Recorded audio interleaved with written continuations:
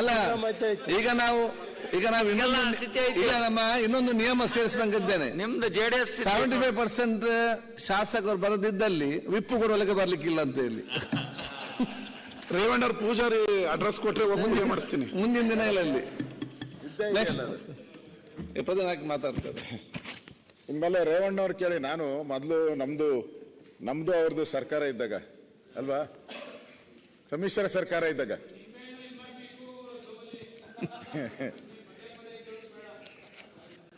ನಾವಿದ್ದಾಗ ಮೊನ್ನೆ ನಾನು ಅಧಿವೇಶನದಲ್ಲಿ ಬೆಳಗಾವಿಗೆ ಬಂದಲ್ಲ ಅಧ್ಯಕ್ಷರೇ, ನಾನು ಕರೆಕ್ಟ್ ಟೈಮ್ಗೆ ಬರೋಕ್ಕೆ ಇದು ಮಾಡಿದ್ದೆ.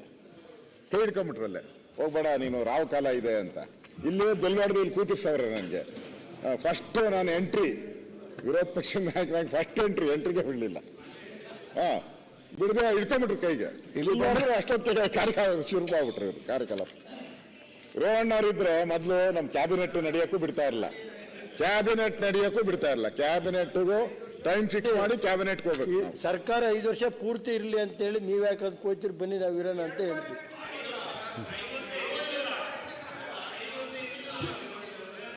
ಏನಾನ ರೇವಣ್ಣವ್ರೆ ಇವಾಗ ಮಾಡಿಸ್ತಾ ಇದ್ದೀರಾ, ನಿಂಬೆಹಣ್ಣು ಎಲ್ಲ ಮಾಡಿಸ್ತೀರ, ಎರಡೆರಡು ಡಬಲ್ ಮಾಡಿಸ್ಬಿಡಿ, ಒಂದು 4-5 ನಿಂಬೆಹಣ್ಣು ಮಾಡಿಸಿ ಸರ್ಕಾರ ಬೀಳಿಸ್ಬಿಡೋಣ.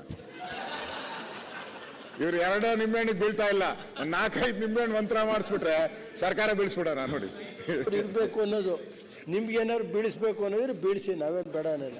ನಮಗೆ ಜನದ ಆಶೀರ್ವಾದ ಐತಿ. ಬೀಳಿಸ್ತಾರೆ PWD ನೀರಾವರಿ ಅವ್ರು ಬಿಟ್ಟು ನಿಂಬೆಹಣ್ಣು ವಾಪಸ್ ಬರ್ತದೆ ಆ ಕಡೆಗೆ. ನಮ್ಗೆ ಈಗ 2 ಖಾತೆ ಯಾರು ಕೇಳಂಗೇ ಇಲ್ಲ. ಸನ್ಮಾನ್ಯ ಅಧ್ಯಕ್ಷರೇ, ನಾನು ಬೆಳಗ್ಗೆ ರಾಜ್ಯಪಾಲರಿಗೆ ವಂದನೆ ಸಲ್ಲಿಸುವಂತ ಒಂದು ವಿಚಾರವಾಗಿ ನಾನು ಮಾತಾಡಿದೆ. ಅದೇ ರೀತಿ ಬರದ ಬಗ್ಗೆನೂ ಕೂಡ ನಾನು ಪ್ರಸ್ತಾವನೆಯನ್ನ ಮಾಡಿದೆ. ನನಗೆ ಈ ಸರ್ಕಾರ ಅರ್ಥ ಆಗದೆ ಇರತಕ್ಕಂಥದ್ದು, ಈ ಬರದ ಒಂದು ವಿಚಾರವಾಗಿ ಪ್ರತಿದಿನ ಪತ್ರಿಕೆಯಲ್ಲಿರ್ಬೋದು, ರೂಲಿಂಗ್ ಪಾರ್ಟಿ ಅಪೋಸಿಷನ್ ಅಲ್ಲಿ ಬರ್ತಕ್ಕಂಥ ಹೇಳಿಕೆಗಳು, ಪರಿಹಾರ ಕೊಡೋದ್ರಲ್ಲಿ ಕೇಂದ್ರ ಸರ್ಕಾರ ವಿಫಲ ಆಗಿದೆ, ಹೋಗಿ ನೀವು ಡೆಲ್ಲಿಗೆ ಹೋಗಿ ತಗೊಂಬನ್ನಿ, ಈ ಥರದ್ದೆಲ್ಲ ಮಾತುಗಳನ್ನು ದಿನನಿತ್ಯ ನೋಡ್ತಾನೆ ಇದ್ದೀನಿ. ಅವರು ಹೇಳ್ತಾ ಇದ್ದಾರೆ, ನಾವು ಹೇಳ್ತಾ ಇದ್ದೀವಿ. ನಾನು ಸರ್ಕಾರಕ್ಕೆ ಸಲಹೆ ಕೊಡೋದು, ಈಗ ನೀವು ಹೆಂಗೆ ಅಧ್ಯಕ್ಷರಾಗಿದ್ದೀರಾ, ನೀವೇನು ನೋಡ್ತೀರಾ, ಇಂದಿನ ಅಧ್ಯಕ್ಷರುಗಳು ಯಾರ್ಯಾರು ಪಾಲಿಸಿ ಮಾಡಿರ್ತಾರಲ್ಲ, ಇಂದ ಒಂದು 5-6 ಜನ ಅಧ್ಯಕ್ಷರು, ಒಂದು ಸಭೆಯ ಒಂದು ನೀತಿ ನಿಯಮಾವಳಿ ಏನೇನು ರೂಲಿಂಗ್ಸು, ಒಂದು ಸಂಪ್ರದಾಯ ಅಂತ ಇರ್ತದೆ. ಹಾಗೆ ನಾನು ಕೂಡ ಸರ್ಕಾರ ಕೇಳೋದು, ಹಿಂದೆ ಬೇಡ 75 ವರ್ಷಕ್ಕೆ ಹೋಗ್ಬೇಡಿ, ಒಂದು 20 ವರ್ಷ ಹೋಗಿ. ಹಿಂದೆ ಬರ ಬಂದಾಗ, ಫ್ಲಡ್ ಬಂದಾಗ ಯಾವ ರೀತಿ ಸಂಪ್ರದಾಯದ ಪ್ರಕಾರ ಬರ ಬಂದಾಗ, ಫ್ಲಡ್ ಬಂದಾಗ ಹಣವನ್ನ ಬಿಡುಗಡೆ ಮಾಡಿದ್ದಾರೆ, ಅದನ್ನ ನೋಡಿ. ನಾನು ಈ ಸರ್ಕಾರಕ್ಕೆ ಕೇಳೋ ಅಂಥದ್ದು, ಅದು ಬಿಟ್ಟು ಬೇರೆ ಏನು ಮಾಡಕ್ ಹೋಗ್ಬೇಡಿ ನೀವು. ಹಿಂದೆ ಸರ್ಕಾರ ಹೇಗೆ ಮಾಡಿದ್ಯೋ, ದೂರ ಬೇಡ ಅಂತ ಹೇಳಿದ್ರೆ ನಮ್ಮ 7 ತಿಂಗಳಿಂದ ನಮ್ಮ ಸರ್ಕಾರ ಇತ್ತು. ನಾನು ಕೂಡ ರೆವಿನ್ಯೂ ಮಿನಿಸ್ಟರ್ ಆಗಿದ್ದೆ. ನಾವಿದ್ದಾಗ ಫ್ಲಡ್ ಬಂದಾಗ, ಬರ ಬಂದಾಗ ಯಾವ ರೀತಿ ಹಣವನ್ನ ಬಿಡುಗಡೆ ಮಾಡಿದಿರಿ, ನಮ್ಗೆ ಎಲ್ಲಿಂದ ಹಣ ಬಂತು, ಎಷ್ಟೆಷ್ಟು ಹಣ ಬಿಡುಗಡೆ ಮಾಡಿದಿರಿ, ಅಷ್ಟೇ ನಾನು ಕೇಳೋದು. ಎಕ್ಸ್ಟ್ರಾ ಕೇಳೋದೇ ಇಲ್ಲ. ನಾನು ಅಧ್ಯಕ್ಷರನ್ನ ಹೇಳ್ತೀನಿ, ನಮ್ಮ ಅವತ್ತಿನ NDR ರೂಲ್ಸ್ ಪ್ರಕಾರ ಕಡಿಮೆ ಅಮೌಂಟ್ ಇತ್ತು, ಈಗ ಜಾಸ್ತಿ ಮಾಡಿದ್ದಾರೆ, ಮೋದಿಯವರ ಸರ್ಕಾರ ಜಾಸ್ತಿ ಮಾಡಿದ್ದಾರೆ. ನಾವಿದ್ದಾಗ ಮಳೆ ಆಶ್ರಿತ ಪ್ರದೇಶಗಳಿಗೆ 6,800 ಇತ್ತು, ಮಳೆ ಬಂದು ಬೆಳೆ ಆಗುವಂಥದ್ದಕ್ಕೆ.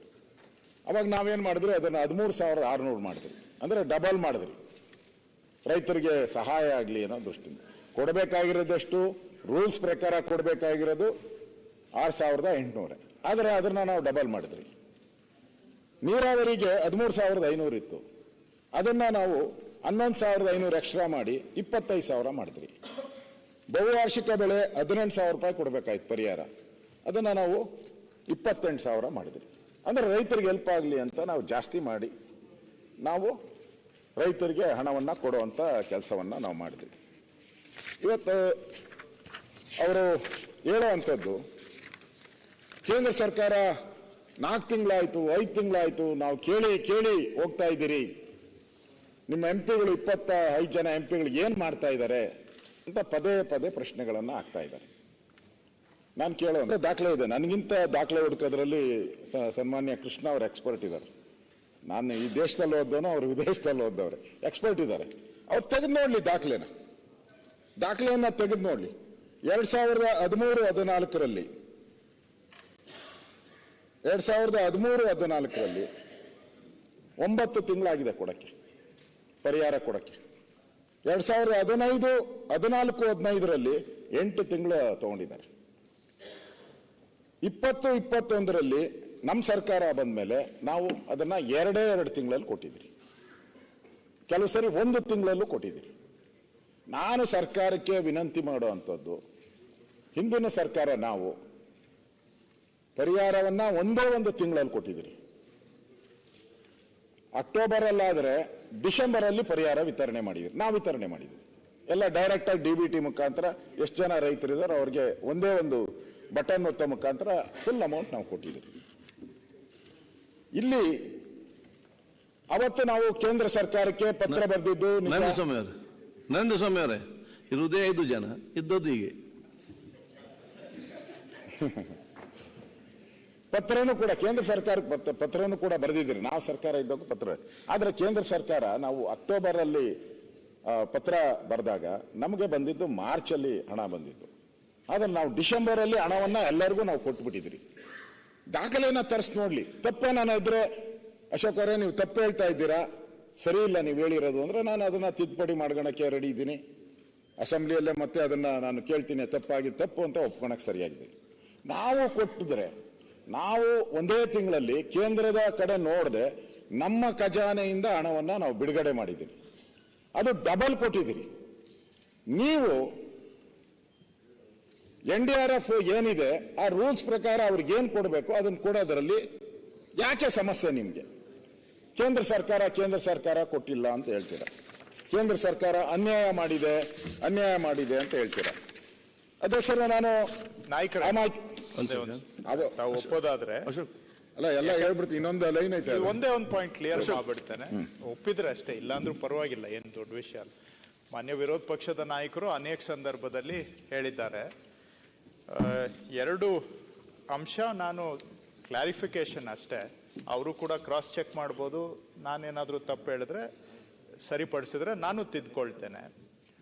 ಈ ಅಕಾಲಿಕ ಮಳೆ, ಆಲಿಕಲ್ಲು, ಪ್ರವಾಹ, ಈ 3 ಸಂದರ್ಭಗಳಲ್ಲಿ ಹಿಂದೆ ಕಾಂಗ್ರೆಸ್ ಸರ್ಕಾರ ಇದ್ದಾಗ್ಲೂ ಪರಿಹಾರವನ್ನ ಹೆಚ್ಚಳ ಮಾಡಿ ಕೊಟ್ಟಿದ್ದೇವೆ. ಮೊದಲನೇ ಬಾರಿ ಪರಿಹಾರ ಹೆಚ್ಚಳ ಮಾಡಿದ್ದು 2013-14ರಲ್ಲಿ ಆಲಿಕಲ್ಲು ಬಿದ್ದು ಕೊಪ್ಪಳ, ರಾಯಚೂರು ಭಾಗದಲ್ಲಿ ಕಟಾವಿಗೆ ಬಂದಿದ್ದಂತಹ ಬೆಳೆ ಭತ್ತ ಹಾಳಾಯಿತು. ಬಿಜಾಪುರ, ಬಾಗಲಕೋಟೆ ಜಿಲ್ಲೆಗಳಲ್ಲಿ ದ್ರಾಕ್ಷಿ ಹಾಳಾಯಿತು. ಆವಾಗಲೇ ಕರ್ನಾಟಕದಲ್ಲಿ ಮೊದಲನೇ ಬಾರಿಗೆ ಕಾಂಗ್ರೆಸ್ ಸರ್ಕಾರ ಇದ್ದಾಗ ಪರಿಹಾರವನ್ನ 2 ಪಟ್ಟು ಮಾಡಿ ನಾವು ಕೊಟ್ಟಿದ್ದೇವೆ. ಹೆಚ್ಚಳ ಮಾಡುವಂತ ಸಂಪ್ರದಾಯ ಆರಂಭ ಮಾಡಿದ್ದು ಕಾಂಗ್ರೆಸ್ ಸರ್ಕಾರನೇ. ಪ್ರವಾಹ ಬಂದಾಗ, ಆಲಿಕಲ್ಲು ಬಿದ್ದಾಗ ಅಥವಾ ಅಕಾಲಿಕ ಮಳೆ ಸಂದರ್ಭಗಳಲ್ಲಿ ಕಾಂಗ್ರೆಸ್ ಇದ್ದಾಗ್ಲೂ ಕೂಡ ಪರಿಹಾರ ಹೆಚ್ಚಳ ಆಗಿದೆ, ಬಿಜೆಪಿ ಇದ್ದಾಗ್ಲೂ ಪರಿಹಾರ ಹೆಚ್ಚಳ ಆಗಿದೆ. ಆದರೆ ಬರಗಾಲಕ್ಕೆ ನಿಮ್ಮ ಸರ್ಕಾರದಲ್ಲೂ ಕೂಡ ಹೆಚ್ಚಳ ಮಾಡಿಲ್ಲ, ನಮ್ಮ ಸರ್ಕಾರದಲ್ಲೂ ಕೂಡ NDRF ನಾರ್ಮ್ಸ್ ಪ್ರಕಾರನೇ ಕೊಟ್ಕೊಂಡು ಬಂದಿದ್ದೇವೆ. ಬರಗಾಲ ಸಂದರ್ಭದಲ್ಲಿ 2ಕ್ಕೂ ವ್ಯತ್ಯಾಸ ಏನು ಅಂತ ತಾವು ಕೇಳ್ಬೋದು. ಆಲಿಕಲ್ಲು, ಅಕಾಲಿಕ ಮಳೆ ಮತ್ತು ಪ್ರವಾಹ ಸೀಮಿತ ಪ್ರದೇಶಗಳಲ್ಲಿ ಆಗತ್ತೆ. ಆ ಸಂದರ್ಭಗಳಲ್ಲಿ ನಾವು ಮಾನವೀಯತೆ ದೃಷ್ಟಿಯಿಂದ, ರೈತ ದೃಷ್ಟಿಯಿಂದ ಪರಿಹಾರ ಹೆಚ್ಚಳ ಮಾಡುವಂತದನ್ನ ನಾವು ಅನುಸರಿಸಿದ್ದೇವೆ. ಆ ಸಂಸ್ಕೃತಿ ಆರಂಭ ಮಾಡಿದ್ದೆ ಕಾಂಗ್ರೆಸ್, ಅದಕ್ಕೆ ಮೊದಲು ಉದಾಹರಣೆ ಇರಲಿಲ್ಲ. ಸೊ ಹಾಗಾಗಿ ಬರಗಾಲಕ್ಕೆ ಪರಿಹಾರ ಹೆಚ್ಚಳ ಮಾಡಿ ಕೊಟ್ಟಿರುವಂತಹದ್ದು ಇಲ್ಲ. ಅದು ಕೊಟ್ಟಿದ್ರೆ ನಾನು ಐ ವಿಲ್ ಸ್ಟ್ಯಾಂಡ್ ಕರೆಕ್ಟೆಡ್. 2ನೇದು, ಹಿಂದೆ ನಾವು ಕೂಡ ಆಲಿಕಲ್ಲು ಮಳೆ ಪ್ರಕರಣದಲ್ಲಿ ಮತ್ತು ಪ್ರವಾಹ ಪ್ರಕರಣಗಳಲ್ಲಿ ಕೇಂದ್ರ ಸರ್ಕಾರದ ಪರಿಹಾರ ಬರೋದಕ್ಕೆ ಮೊದಲೇ ನಾವು ಕೂಡ ಕೊಟ್ಟಿದ್ದೇವೆ, ನಮ್ಮ ಕಾಂಗ್ರೆಸ್ ಸರ್ಕಾರ ಇದ್ದಾಗಲೂ ಕೂಡ. ಆದರೆ ಬರಗಾಲ ಇದ್ದಂತ ಸಂದರ್ಭದಲ್ಲಿ ಯಾವುದೇ ಸರ್ಕಾರ ಇದ್ರೂ ಕೂಡ ಅಡ್ವಾನ್ಸ್ ಆಗಿ ನಾವು ಕೊಟ್ಟಿಲ್ಲ. ನಾಳೆ ದಿನ ಸೆಂಟ್ರಲ್ ಗವರ್ಮೆಂಟ್ ದುಡ್ಡು ಬರುತ್ತೆ ಅಂತ ಅಡ್ವಾನ್ಸ್ ಆಗಿ ನಾವು ಯಾವ ಸರ್ಕಾರನೂ ಕೊಟ್ಟಿಲ್ಲ. ಇದು ನನಗೆ ಇರುವಂತ ಮಾಹಿತಿ. ಅದು ಅವ್ರ ಸರ್ಕಾರದಲ್ಲೂ ಕೊಟ್ಟಿಲ್ಲ, ನಮ್ಮ ಸರ್ಕಾರದಲ್ಲೂ ಕೊಟ್ಟಿಲ್ಲ. ಅಡ್ವಾನ್ಸ್ ಆಗಿ ಪೇಮೆಂಟ್ ಮಾಡೋದು ಈ ಪ್ರವಾಹ ಪರಿಸ್ಥಿತಿಗಳಲ್ಲಿ ಅವ್ರ ಸರ್ಕಾರ ಇದ್ದಾಗ್ಲೂ ಕೊಟ್ಟಿದ್ದಾರೆ, ನಮ್ಮ ಸರ್ಕಾರ ಇದ್ದಾಗ್ಲೂ ಕೊಟ್ಟಿದ್ದೇವೆ. ಸೊ ಎರಡನ್ನು ಮಿಕ್ಸಪ್ ಮಾಡಿ ಕಂಪೇರ್ ಮಾಡುವಂತಹದ್ದು ಸೂಕ್ತ ಅಲ್ಲ. ಈ ಪ್ರವಾಹ ಇಂಥ ಪ್ರಕರಣಗಳಲ್ಲಿ ಇಬ್ಬರದು ಸ್ಟ್ಯಾಂಡ್ ಒಂದೇ ಇದೆ. ಬರಗಾಲದಲ್ಲೂ ಕೂಡ ಎರಡೂ ಸರ್ಕಾರಗಳ ಅವಧಿಯಲ್ಲಿ ಒಂದೇ ಸ್ಟ್ಯಾಂಡ್ ಇದೆ.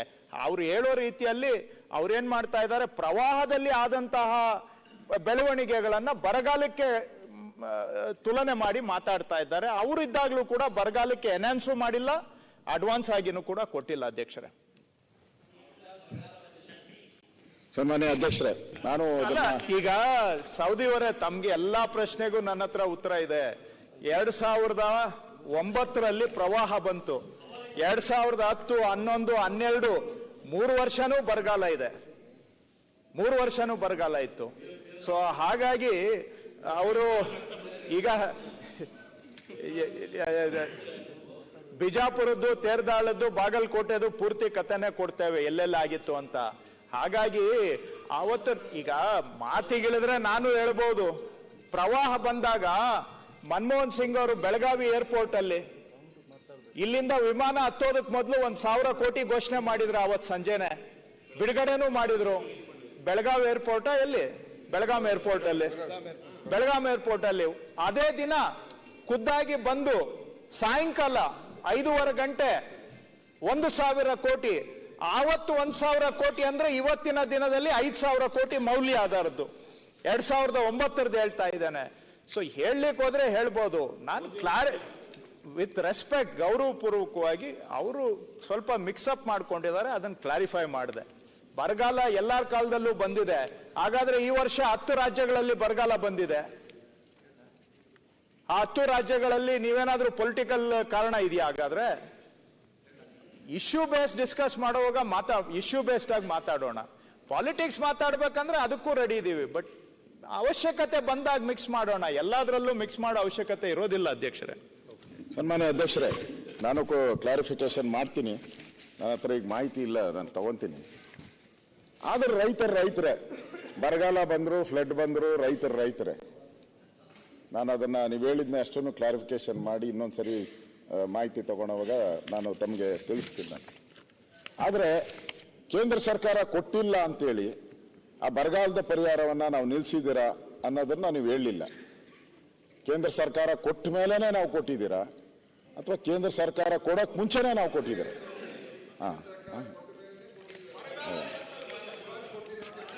ನಾನು ಅದನ್ನ ಮತ್ತೆ ಹೇಳ್ತೀನಿ. ನಮ್ಮ ಸರ್ಕಾರ ಇದ್ದಾಗ ಅದನ್ನ ಕಾದು ನಾವು ಕೊಟ್ಟಿದ್ದಂಗಿಲ್ಲ. ಮತ್ತೆ ನಾವು ಬರಗಾಲ ಬಂದಾಗ ಕಂದಾಯ ಸಚಿವರಿದ್ದಾಗ ಬರಗಾಲವನ್ನ ತಾವು ಎದುರಿಸಿಲ್ಲ, ಅಷ್ಟು ಮಟ್ಟಿಗೆ ನಾನು ಒಪ್ಕೊಳ್ತೇನೆ. ಆದ್ರೆ ಹಿಂದೆ ಬಿಜೆಪಿ ಸರ್ಕಾರ ಇದ್ದಾಗ ಬರಗಾಲ ಬಂದಂತ ಸಂದರ್ಭದಲ್ಲಿ ಅಡ್ವಾನ್ಸ್ ಆಗಿ ಕೊಟ್ಟಿಲ್ಲ. ಈಗ ತಾವು ರೆವಿನ್ಯೂ ಮಿನಿಸ್ಟರ್ ಇದ್ದಿದ್ದ ಪೀರಿಯಡ್ ಮಾತ್ರ ಬಿಜೆಪಿ ಸರ್ಕಾರ ಇತ್ತು ಅಂತ ನಾನು ಹೇಳ್ಬೇಕಾಗಾದ್ರೆ ಅದಕ್ಕೆ ಮೊದಲು ಬಿಜೆಪಿ ಸರ್ಕಾರ ಇರ್ಲಿಲ್ವಾ? ಬಿಜೆಪಿ ಸರ್ಕಾರದ ಅಶೋಕ್ ಅವರು ಮುಖ್ಯಮಂತ್ರಿ ಆದಾಗ ಸರ್ಕಾರ ಅಂತ ಹೇಳಿದ್ರೆ ಅಲ್ಲಿಗೆ ಎಂಟೈರ್ ಬಿಜೆಪಿ ಅಂತ ನಾನು ಒಪ್ಕೊಳ್ತೇನೆ. ಆದ್ರೆ ತಾವು ರೆವಿನ್ಯೂ ಹಿಂದೆನೂ ಬಿಜೆಪಿ ಸರ್ಕಾರ ಇತ್ತು, ಆ ಟೈಮಲ್ಲಿ ಅಡ್ವಾನ್ಸ್ ಆಗಿ ಕೊಟ್ಟಿಲ್ಲ. ಬರಗಾಲದಲ್ಲಿ ಫ್ಲಡ್ ಬಂದಾಗ ಯಡಿಯೂರಪ್ಪನವರು ಮುಖ್ಯಮಂತ್ರಿ ಇದ್ದಾಗ ಅವರೊಂದು ಹೊಸ ಮಾರ್ಗ ಹಾಕೊಟ್ರು. ಫ್ಲಡ್ ಬಂದಾಗ ಕೂಡ ಜನರಿಗೆ 5 ಲಕ್ಷ ರೂಪಾಯಿ ಕೊಟ್ಟು. ನೀವೀಗ ಬರಗಾಲದಲ್ಲಿ ಮಾಡಿಲ್ಲ, ಬರಗಾಲಕ್ಕೆ ಮಾಡ್ರಿ, ನೀವೊಂದು ಸಂಪ್ರದಾಯ ಹಾಕ್ರಿ. ಅರವಿಂದ್ ಅವರೇ ಈಗ ಅಡ್ವಾನ್ಸ್ ಆಗಿ ಕೊಡೋದು ಮತ್ತೆ ಪರಿಹಾರ ದ್ವಿಗುಣ ಮಾಡೋದು, MB ಪಾಟೀಲ್ ಇದ್ದಾರೆ, ಶಿವರಾಜ್ ತಂಗಡಗಿ ಇದ್ದಾರೆ. ಆ ಸಂಪ್ರದಾಯ ಆರಂಭ ಮಾಡಿದ್ದೆ ಕಾಂಗ್ರೆಸ್. ಇವರಿಬ್ರು ಸಾಕ್ಷಿ ಇದ್ದಾರೆ. ಭತ್ತಕ್ಕೆ 25,000 ಕೊಟ್ಟಿದೀವಿ ಆ ಕಾಲಕ್ಕೆ. ದ್ರಾಕ್ಷಿಗೆ 2013-14 ಹೇಳ್ತಾ ಇದ್ದೇನೆ. ದ್ರಾಕ್ಷಿಗೆ 30,000 25,000 ಮಾಡಿಕೊಟ್ಟಿದ್ದೇವೆ ಆ ಕಾಲದಲ್ಲೇ. ನೀವೆಲ್ಲ ಮಾಡಿದ್ದು, ನಾವೇ ಆರಂಭ ಮಾಡಿದ್ವಿ. ಆದ್ರೆ ಬರಗಾಲದಲ್ಲಿ ಅಭ್ಯಾಸ ಏನಿದೆ, irrespective of party of governance, ಅಭ್ಯಾಸ ಏನಿದೆ ಅನ್ನೋದನ್ನ ಹೇಳ್ತಾ ಇದ್ದೇನೆ ಅಷ್ಟೇ.